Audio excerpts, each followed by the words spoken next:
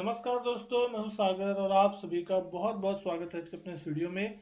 आज के अपने इस वीडियो में मैं आपसे बात करने वाला हूं बजाज हाउसिंग फाइनेंस के स्टॉक के बारे में। आज के दिन अगर हम बात करें बजाज हाउसिंग फाइनेंस के शेयर की, एक बड़ी तेज गिरावट देखने मिली और बहुत इंपॉर्टेंट लेवल जो है आज के दिन इस स्टॉक ने तोड़ा है। लगभग स्टॉक 10% की गिरावट के साथ 136 रुपए के आसपास क्लोज होता हुआ दिखाई दे रहा है। अब ये इंपॉर्टेंट इसलिए है क्योंकि कहीं ना कहीं मोस्ट अवेटेड आईपीओ था। 70 रुपए के इश्यू प्राइस के मुकाबले 150 रुपए के आसपास यहाँ पे जो इसकी लिस्टिंग हुई थी और उसके बाद इस स्टॉक ने पीछे मुड़ के देखा और लगभग 188 रुपए का life time high 52 week high इस स्टॉक ने बनाया। लेकिन अगर आज हम बात करें तो वो 150 के लेवल जहां लिस्ट हुआ था उसके नीचे आता हुआ दिख रहा है और यहाँ पे आज के दिन अगर हम देख रहे हैं 52 वीक लो पे क्लोज होते हुए स्टॉक में देखने मिल रहा है। सर्किट लेवल पे स्टॉक जो है ऑलमोस्ट क्लोज होता हुआ दिखाई दे रहा है। तो आज के दिन यहाँ पे एक मेजर सेलिंग जो है वो ट्रिगर होती हुई दिखाई दी क्योंकि लिस्टिंग प्राइस के नीचे आया तो ऐसे लोग जिन्होंने ऊपर ही प्राइस पे एंट्री की उनके कहीं ना कहीं स्टॉप लॉस करते हुए और साथ साथ जिन लोगों के स्टॉप लॉस ये मान के चलते कि 150 के नीचे अगर आता है तो फिर कहीं ना कहीं हम लोग यहाँ से एग्जिट ले लेंगे। जिनको आईपीओ में भी अलॉटमेंट लगा होगा तो उनके तरफ से भी सेलिंग प्रेशर देखने मिला।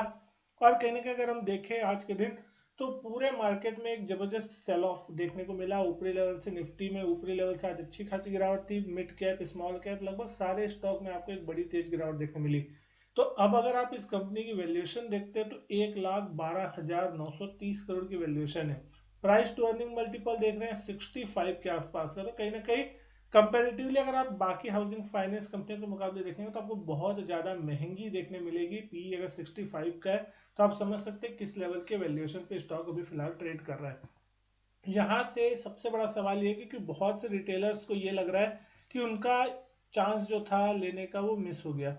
तो क्या वो यहाँ पे एंट्री कर सकते हैं? तो देखिए दोस्तों, अगर आप लॉन्ग टर्म के लिहाज से कहीं पे भी एंट्री करते हैं तो उतनी बड़ी प्रॉब्लम नहीं होती। अगर आपने एक अच्छी कंपनी सेलेक्ट की है और आप लॉन्ग टर्म के लिए 3 साल 5 साल 10 साल के नजरिए से कर रहे हैं तो आप कहीं पे भी एंट्री करेंगे तो आपको 3-5 साल बाद अच्छा खासा रिटर्न मिलेगा, वो निश्चित है। लेकिन अगर आप शॉर्ट टर्म का नजरिया सोच रहे हैं कि मैंने आईपीओ में मिस कर दिया और उसके बाद अब यहाँ मौका मिल रहा है मैं ले लेता हूँ, तो कहीं ना कहीं शॉर्ट टर्म में आप फंस सकते हैं। अगर आपका 1 महीना 15 दिन का नजरिया है, 2 महीना 3 महीने का, तो हो सकता है कि 2-3 महीने में शायद भाव वापस भी आ जाए। हो सकता है कभी कभी जिस तरह से पिछले 3-4 साल से मार्केट चल रहा है, 1 महीना 10 दिन 15 दिन मार्केट गिरता है फिर सडनली रिवर्स हो जाता है, फिर से नए भाव आते हैं। तो अब इस बार होगा नहीं होगा ये चीज कहने वाली होगी। लेकिन कहीं ना कहीं मार्केट में जिस तरीके से बस बना हुआ है, सारी चीजें ओवर वैल्यूड है और जिस तरीके से ग्लोबल सिचुएशन हालात ये सारी चीजें जो है वो अभी पॉजिटिव नहीं चल रही, उसका एक इम्पैक्ट आपको साफ देखने को मिल रहा है मार्केट्स में कि सेलिंग प्रेशर हावी है। यहाँ से 136 के आसपास स्टॉक है, अभी भी थोड़ा ओवर वैल्यू है। अगर ये स्टॉक आपको 110 120 की रेंज में मिलता है तो वो एक बहुत अच्छे बेटर लेवल हो सकते हैं अभी कंपैरेटिवली जिस लेवल पे है। 10-15% 20% का अगर करेक्शन आता है तो हो सकता है कि शायद वो ज्यादा बेटर लेवल हो जहां आपका रिस्क रिवॉर्ड फेवरेबल हो। यहाँ पे खरीदने बेचने की कोई राय नहीं है, लेकिन आपको ये समझना होगा कि आपका पैसा किस लेवल पे ज्यादा सुरक्षित होगा। अगर आप आज लेते हैं तो डेफिनेटली यहाँ से अगर 10-20% गिरता है तो वो आपकी रिस्क है। लेकिन अगर यहाँ से 10-20% गिर जाता है और आप उस लेवल पे एंट्री करते हैं तो आपके वो 10-20% एटलीस्ट बच गए। वहां से ऐसा नहीं है कि वो वहां से भी नहीं गिर सकता, लेकिन डेफिनेटली कहीं ना कहीं आपको एक अच्छे लेवल की तलाश में होनी चाहिए। क्योंकि अगर मार्केट में किसी दिन भी 5-10% 15% का फॉल आना कोई बहुत बड़ी चीज नहीं है, लेकिन कोई बुरी खबर आएगी तो मार्केट सडनली उसमें तेजी से गिर सकता है। तो ये भी चीज इंपॉर्टेंट है। और कई लोगों का ऐसा होता है पिछले 4 साल से मार्केट सस्टेनेबल मौका दे नहीं रहा है लोगों को लेने का, इसलिए फोमो बन जाता है कि हमने मिस कर दिया।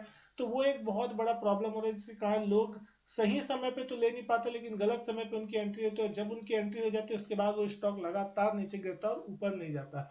अब यहाँ पे आज जो स्टॉक गिरा उसके पीछे एक बड़ा कारण तो बहुत सारे, लेकिन एक बड़ा कारण ये भी होता हुआ दिख रहा है कि दिग्गज ग्लोबल ब्रोकरेज हाउस एचएसबीसी जो है वो यहाँ पे 27% की गिरावट के साथ इस स्टॉक पे कवरेज शुरू की है।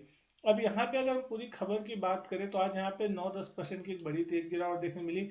दिग्गज ग्लोबल ब्रोकरेज फर्म जो एचएसबीसी उसने यहाँ पे कम रेटिंग के साथ कवरेज की शुरुआत जो है वो की है बजाज हाउसिंग फाइनेंस पे। मतलब उनको ये लग रहा है कि ये ओवर वैल्यूड है और यहाँ से एक बार के लिए इसमें गिरावट आनी चाहिए।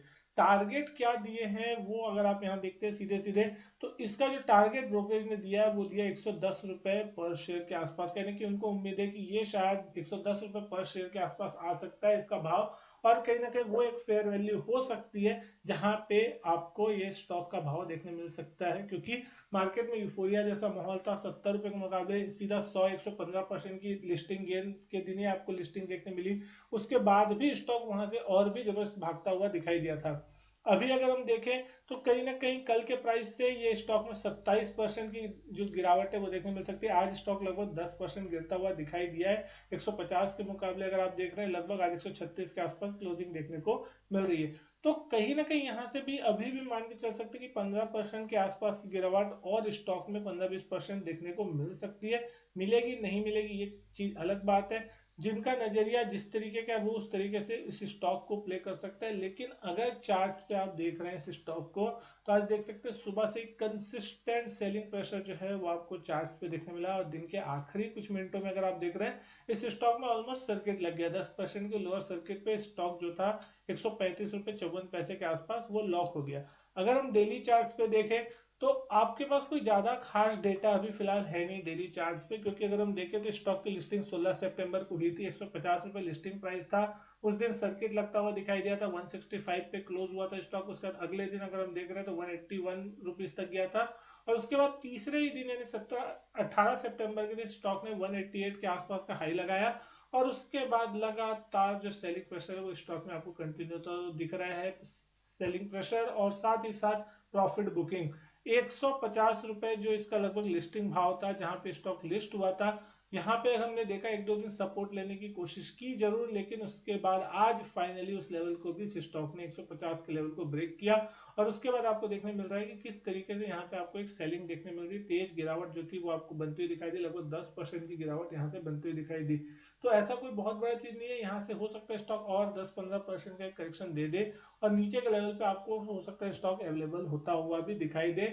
उस कंडीशन में अगर आप सोचते हैं, आपको लगता है, आप अपने फाइनेंशियल एडवाइजर से एक बार जरूर संपर्क करें और पूछें कि क्या इस स्टॉक में निचले लेवल पे लेना सही होगा भविष्य के लिए। टाइम होराइजन आपका बहुत इंपॉर्टेंट होता है। अगर आप टाइम होराइजन छोटा है तो फिर डेफिनेटली आपकी रिस्क बढ़ जाएगी, लेकिन अगर आपका लंबा टाइम होराइजन है तो आप देखें कि कितनी गिरावटें मार्केट में कई बार आ चुकी है, लेकिन उसके बाद मार्केट रिकवर होता है और ऊपर भी जाता है। शेयर अच्छा होगा तो डेफिनेटली ऊपर जाएगा, और अगर आप कोई कबाड़ पकड़ लेंगे तो कितना भी आप कहीं पे भी ले ले वो स्टॉक ऊपर ज्यादा जाएगा नहीं और वहां आपको नुकसान ही देखने को मिलेगा। तो उम्मीद करता हूँ वीडियो पसंद आई होगी। वीडियो अच्छी लगी हो तो लाइक करें, शेयर करें। चैनल नहीं किया सब्सक्राइब तो चैनल सब्सक्राइब जरूर करें। मैं आपसे मिलता हूं अपने नेक्स्ट वीडियो में। तब तक के लिए good bye and thank you.